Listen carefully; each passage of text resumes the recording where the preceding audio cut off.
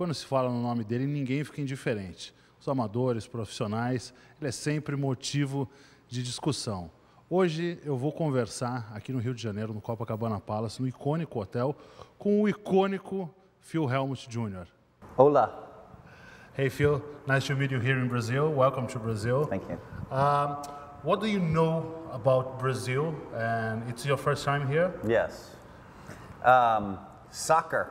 I know that football, as you say. Yeah. I was at 1994 World Cup.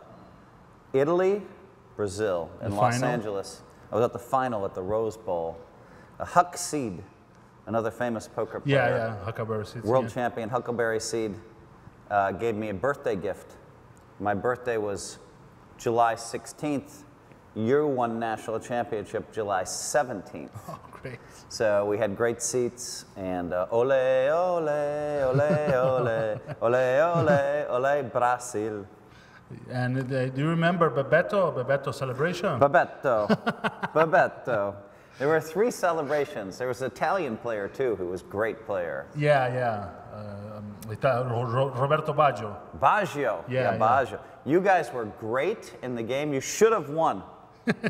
But it was 0-0. Yeah, 0-0 on penalty kicks. Very hot. Yeah, Baggio failed the last one. But you guys outplayed Italy. You should have won in regulation. Yeah, Italy was really tired. You guys were outplayed. You guys were great. You outplayed them, but somehow the score was still 0-0. Sometimes that happens in sports, sometimes in poker. Yeah. So the question is, what do you know about Brazilian poker players? And who do you think is a good player? And what do you know about Brazilian community of poker? Andre Akari, excellent poker player. One time he and I bet. Yeah. 100% my fault. 100% really? My fault. Yeah, I was about to ask you about this argument. It was 100% my fault.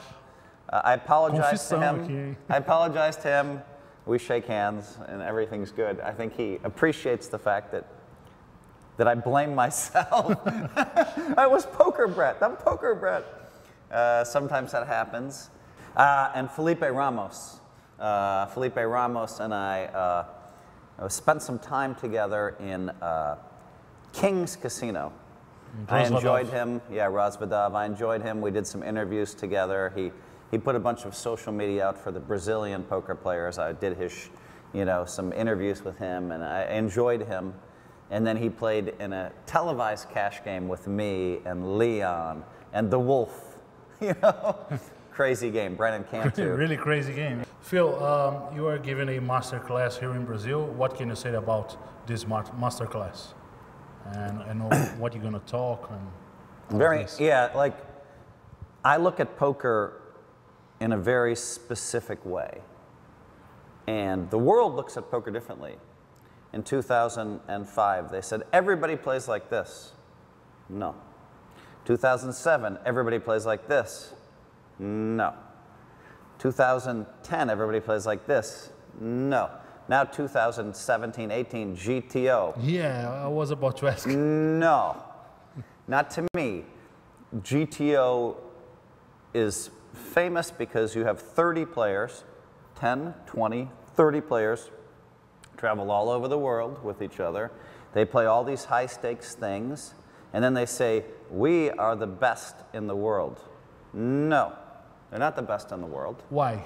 They are not the best in the world. There's a bunch of players, that play tournaments in Las Vegas.